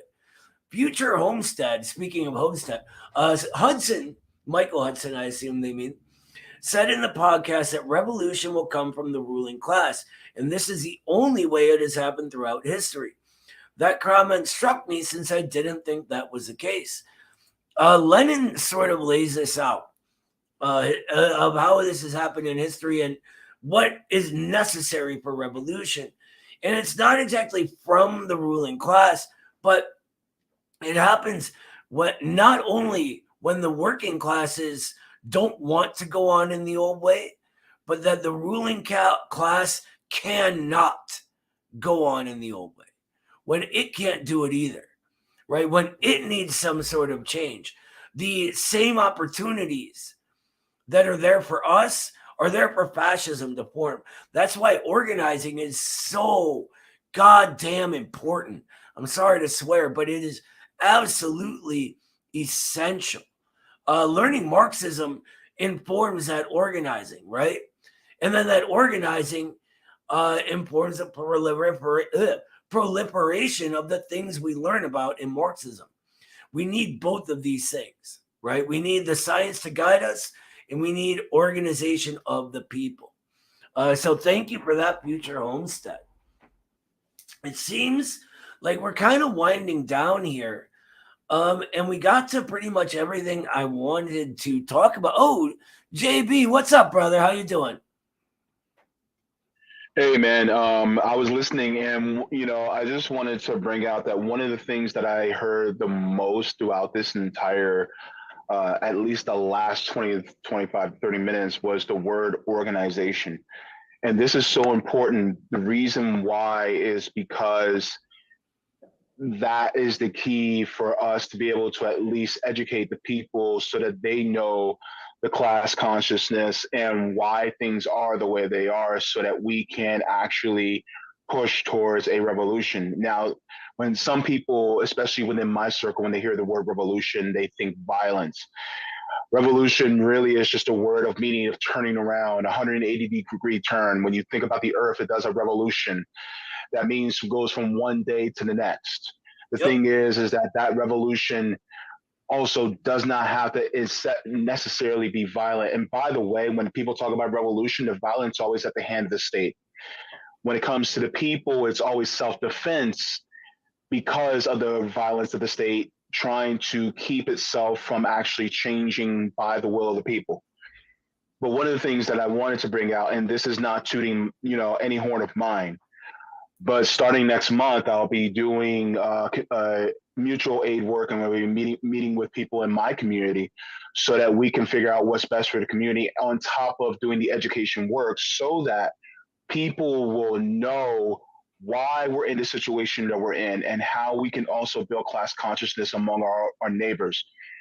I'm doing this. Savvy just started in her chapter with RBN, in Boston. CJ started his in Long Beach. Rome has already done his. He's almost done with the library. And then Nick is going to be continuing his, in St. Louis. So the thing is that you don't have to do anything as big as us. But it's just like what Kwame Ture said. Every single leader in the left has joined an organization. And the thing is that's because it's an organization. And so I think one of the things that, for instance, you guys have been doing so well here at Midwestern Marx is emphasizing the need for us to actually come together because they want to keep us separated. The separation is the goal so that we don't organize. And we're trying to, and this is one of the reasons why Midwestern Marx is suppressed, my channel is suppressed, RBN is suppressed, Harlan's media is suppressed. So many of us are suppressed because that means they don't want people to know, hey, this is what you need to do in order for everybody to change things. And so I just wanted to say, even if you don't organize with any one of us or anything like that, try to organize with your neighbors, try to organize with people who are your loved ones, so that we can build that class consciousness. Because if you don't do it, then guess what? It's not going to get done. Beautifully said, brother. Thank you. I'll text you maybe tomorrow. I'm gonna hook you up with some very good friends of mine in Long Beach if you guys need a hand with anything. I'm sure they will be more than happy to help. Why don't you go ahead, Sam? Oh, by the way, real quick. I'm sorry. Sure. Before you go, on organization and RBN, I'm not sure if any of y'all caught it, but me and the other directors for the Institute were honored to be invited to a panel discussion at the Revolutionary Blackout Network's Labor Summit on last Saturday. Fantastic organizers were speaking. Chris Smalls was one of the speakers there. If you want to learn things about this kind of thing, check that out. It was like hours and hours of streaming, packed with information on all this stuff. So yeah, it was amazing. Fantastic event. Go ahead, Sam. Awesome. This was just to give anyone's a heads up if they have a spare 50 minutes anytime today or tomorrow. On this day in, I believe it was 1917, Frank Little was killed. He was a prominent IWW member, anti-war activist, and was quote unquote mysteriously murdered. It's kind of like a Gary Webb, 2 bullets to the back of the head is ruled as a suicide kind of thing. But there's Mike Preissner of PSL fame. posted that it's available on Vimeo. So it's just a multimedia documentary about that. So I was just going to put the link into chat if anyone wanted to watch a really good documentary about a prominent labor figure that you don't really hear much about, especially since we're only just learning about figures like William Z. Foster and stuff like that. So Thank you very much for adding that, brother. Saw, go ahead. I just wanted to say, hearing talking about revolution so much, that, and I don't know if ever in the future, but in general, if reading the State and Revolution is like it's really important to be able to define what revolution is. It answers all these general questions first before, and it doesn't leave revolution in the abstract, because the revolution is a matter of the state. That is if we ever, I don't know, I don't want to if we ever, maybe we'll read that in Discord sometime. I can get somebody reading that in Discord. Or I think it's important that people, I've always told people to read that book. Read that book as a general explanation of how the state works and how revolutions work. And then I've told them left-wing communism after that, right? That's such a rundown of organizing. It's a general, it answers these general questions that oftentimes reoccur and kind of gets everybody on the same page. There's plenty of other good readings about that afterwards as well. But yeah, that What Is to Be Done is another really good one on that. What I really like about State and Revolution, along with Lenin's writings around 1922, when they begin sort of understanding what it takes to create a proletarian state, right? Is amazing. It's not only, it's like this is also the period when Lenin is diving deep into Hegel, but it's sort of, you see the process of like Lenin becoming more Lenin, but also the process of revolution into state building and how these things happen. And it's really, really, really good. I want to say, if What Is to Be Done is too long for somebody to read, Where to Begin is a really good short, like a short summary of it all. The part Where to Begin, and then you got a bunch of responses from the economists and stuff, and so he wrote What Is to Be Done after that to answer their questions and stuff too. Where to Begin's a good, reading that before What Is to Be Done can be helpful, I guess. Yes, I mean, there's so much. Two tactics, right? There's a lot. Anyway, we could sit here and discuss our favorite Lenin text all night. I want to thank everyone, though, in the class, everyone watching at home or wherever you are. This wraps up the first ever Basics of Marxism course. Now, our class is going to meet in private next week to go over our papers that we wrote, which, remember, y'all, are due next week. Email them to me anytime you want. I've already gotten a few and taken some sneak peeks at them, and they are awesome. Got one that's sort of done in sort of almost like a play, right? It's very, very cool to see these, and I'm very excited to read all of them and talk with you guys, just one on, I guess, 20 or however many are here. But thank everybody for sticking around and learning all of this basics of Marxism with us. This course is designed to give us the basic tools we need to begin viewing the world as Marxists. And I hope you've gotten that out of it. Because if you haven't, I haven't done my job very well. But I think we have. And I've seen just in the class so much growth over these it's been 11 weeks now. So over these past few months, just so much growth and so much brilliance that I am looking forward to the class that this is a primer for. And I hope y'all will join me for that one. It's called Intermediate Dialectics, and it's already worked out. in the meantime, Tuesdays, I'm not going to have a live stream anymore. So I'm thinking of replacing that with a reboot of my 1 Minute Marx series and a new one I'm starting. I seem to get just all kinds of questions. So we're going to do one just answering people's questions about, how to talk to their families or their coworkers about socialism and Marxism, called Real Talk. So look for those very soon. Until then, we'll see you all next time.